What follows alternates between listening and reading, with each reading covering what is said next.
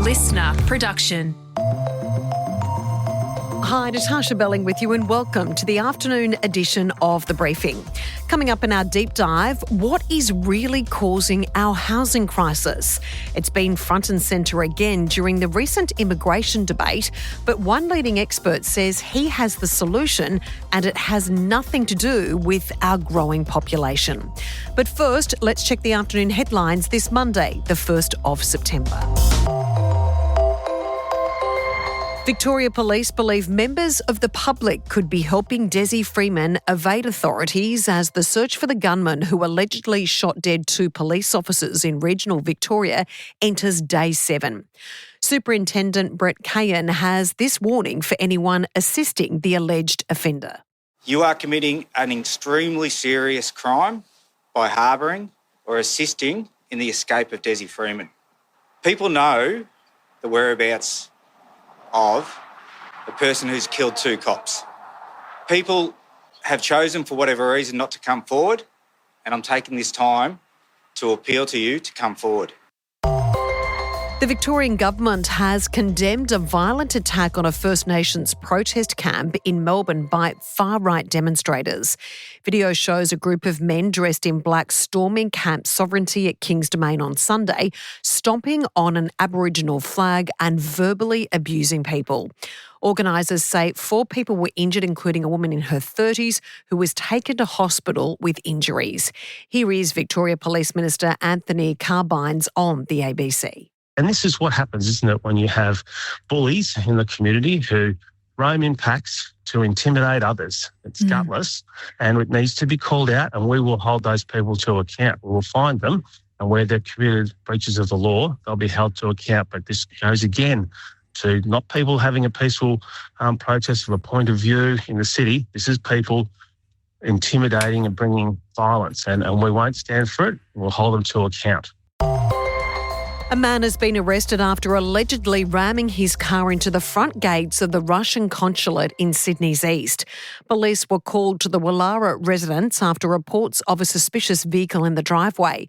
When officers approached the 39-year-old driver, he allegedly accelerated into the gates. And Australian actress and comedian Magda Szubanski has shared a candid video from hospital as she undergoes chemotherapy for cancer. In a video posted from her hospital bed, Magda gave a special shout-out to a young fan who dressed as her iconic Kath and Kim character, Sharon Strzelecki, for Book Week.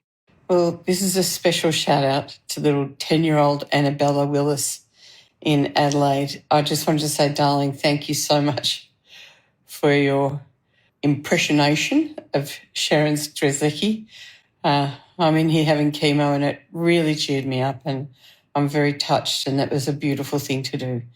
Thank you, my sweet. Lots of love to you. The 64-year-old revealed in May she'd been diagnosed with mantle cell lymphoma, a rare stage 4 cancer. And we wish Magda all the very best. Now it's time to get into our deep dive on the housing crisis with senior economist at the Australia Institute, Matt Grudnoff. He argues our booming real estate market is being fuelled by loopholes with capital gains tax and negative gearing for investment properties. Matt claims the government can quickly make properties more affordable by abolishing these incentives. But the real question is, will current governments have the courage to really make a difference? Matt, thanks so much for joining us. Front and centre of the very heated housing debate is our population currently in Australia. What's been our population growth over recent years? So if we look at the last 10 years, we can see that the population has grown by about 16%. And if we look over the last 20 years, the population's grown by about a third, about 34%. So it's increased reasonably substantially. So when you're talking about our population increasing, but the statistics you're referring to that you've researched shows that actually the dwellings have increased higher than our population. So the big question to you, why do we have a housing crisis then in this country? Yeah, so if you listen to any of the housing debate, you probably think that it was all about supply, that we weren't building enough houses. But as I said, over the last 10 years, population's gone up by 16%. So we need to increased the number of dwellings by at least 16% just to keep up, but we've actually increased them by 19%. And over the last 20 years, the population has increased by 34%, but the number of dwellings has increased by 39%. So over both of those periods, we're building dwellings faster than the population is growing. So why do we have a housing crisis then? It's certainly, according to you with your research, nothing to do with the supply issue, which is what we've been told by many experts for many years. Yeah, exactly right. So it's not on the supply side. Now, firstly, I just want to be really, really clear. If we increase the number of dwellings we built, so we built more dwellings, absolutely that would help housing affordability. More dwellings means you have more houses. It brings down effectively the price of houses. So I'm not saying that more supply won't help fix the problem, but the cause of the problem has not been supply. What it's actually is, it's on the demand side, and in particular, it's investment demand for housing. House prices took off after a weird little tax loophole called the capital gains tax discount came in. And what the capital gains tax discount does is it means that any capital gain you make, so if you sell a house for more than you bought it, that's a capital gain. Half of that capital gain is completely tax-free. So the capital gains tax discount, along with negative gearing, have basically combined together and made investing in housing, making money off housing, a really tax-effective way of earning an income. And so lots of people have rushed into the market, people who usually own at least one house already, their own home. They've rushed into the market and they bought a second, third, fourth, 10th, 100th house. And that increase in demand basically means all of those cashed up investors are arriving at the auction and they're outbidding first home buyers. They're pushing up house prices, and that's why we're seeing more and more people struggle to get into the home or the housing market. So if we wanted to solve, and this is the billion-dollar question, Matt, if we wanted to solve or ease the current housing crisis, both for rental properties and for people trying to buy their first apartment or their first home, the solution would be to crack down, do you think, on these tax loopholes for capital gains and for negative gearing? Absolutely, yes. And it's not a billion-dollar question. We spent $14 billion on the capital gains tax discount and negative gearing. So we're literally spending $14 billion a year to make housing less affordable. And if we were to crack down on these, not only would it make housing more affordable, it would also raise billions and billions of dollars, which if you wanted to, you could then use to build more public housing to increase the stock of housing and further improve housing affordability. So in regards to debates that are certainly raging after the weekend's protests where migration was front and centre, how much of a issue with housing affordability is migration, do you believe, with the breakdown in figures? I don't think it's a huge issue. Absolutely, more migrants coming in does increase demand. Another weird sort of quirk of what's happening in migration at the moment is that we had a period there for the first time pretty much ever that we closed the borders and migration went to zero during the pandemic. And so there was an 18-month period there where migration barely increased at all. And then when the borders opened up, we had a bounce back, right? So we had a higher than average increase in the population. And now it's kind of, in the last sort of 12 months, it's sort of come back again. And it's now probably at the sort of same rate that it was before the pandemic. And effectively, those two cancel each other out.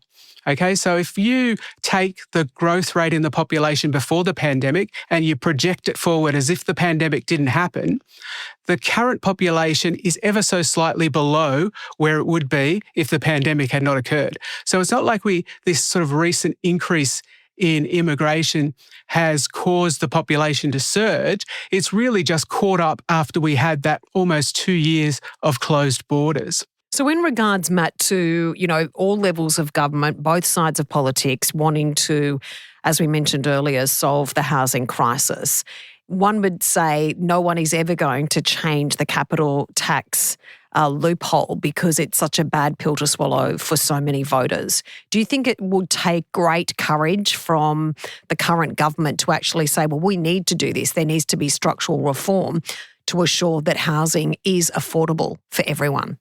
Yeah, I'm actually really optimistic. And the reason I'm really optimistic is, firstly, the Labor Party know that the capital gains tax discount is the problem. How do I know this? Because they went to the 2016 and 2019 elections, both of which they lost admittedly, proposing to make this change. That's the first point. The second point is, I think that the politics of house prices has changed dramatically recently. So what do I mean by that? If you go all the way back to Howard once famously said when he was asked about housing affordability, nobody has come up to me and said, "It's outrageous, John, you've made my house go up in value."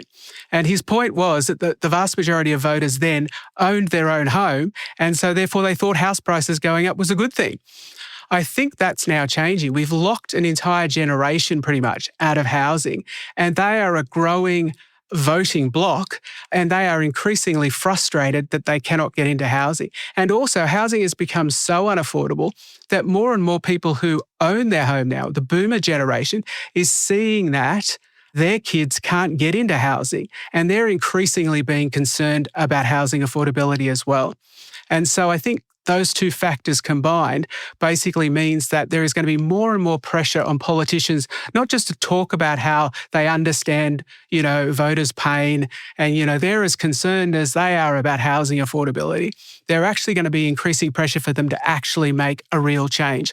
And if you want to solve this crisis just by outbuilding it, that might be possible, but that is the slowest, most expensive way of solving this problem. Cracking down on the capital gains tax discount and negative gearing is a much quicker, much easier way to make housing more affordable. So why won't the government do it? I think that even within the Labor Party, certainly across the parliament, there are people who do want to do something. But I think that, there's a resistance to it. And it may be that, at the next election that the Labor Party decide that they're going to change their position on it, and they'll go to the next election saying, yes, we will make some changes to the capital gains tax discount and negative gearing.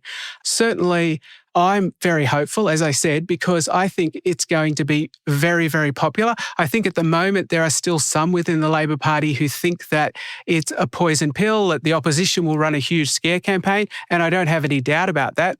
But let's be clear that the government currently has a thumping majority. It's super unlikely that they're going to lose the next election. It's almost impossible for them to lose at the next election. Now is the perfect time for them to actually make real reform that ultimately will make, millions of Australians' lives better off. Do you think in regards to breaking down, Matt, those two different tax loopholes regarding capital gains tax and also negative gearing, would cracking down on negative gearing be more effective in the short term? Because we know both sides of government for decades have said we will never touch the family home. And one may argue, especially for people when they retire or when they need to go into a nursing home, need to have that money to be able to afford that later in life. Yeah, so that's a really great question. And I need to be really clear.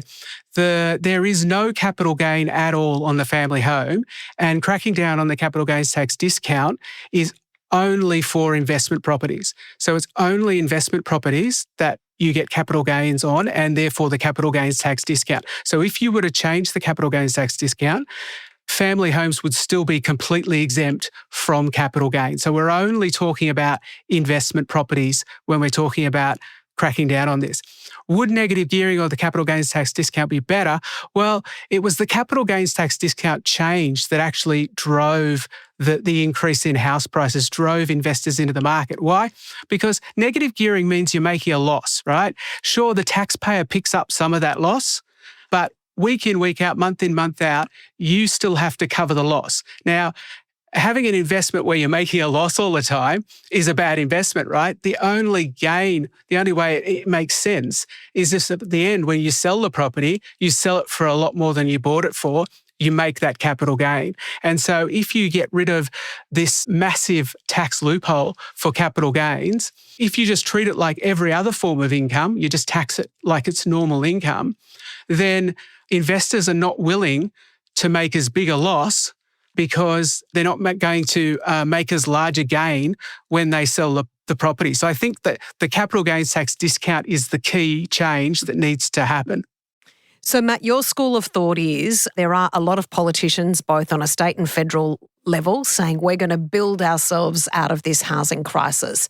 You say a far more effective and, short-term solution to this big issue is actually to cut down or crack down on this tax break regarding negative gearing. Is that correct? Rather than building all of these apartments? Yes, if we build lots of new houses, that will eventually make housing more affordable. But it will take a long time and it will cost a lot of money. A much easier solution is to tackle the actual problem. The problem is these enormous tax concessions that are allowing investors to get into the market or encouraging investors to get into the market. And if we do that, not only will we solve this problem a lot faster, but we will raise billions and billions of dollars that we could then use to build even more houses to make it even more affordable. Well, let's see if governments from both sides have the courage to take this on. Thanks so much for joining us, Matt. Thanks for chatting with me. That was senior economist Matt Grudnoff.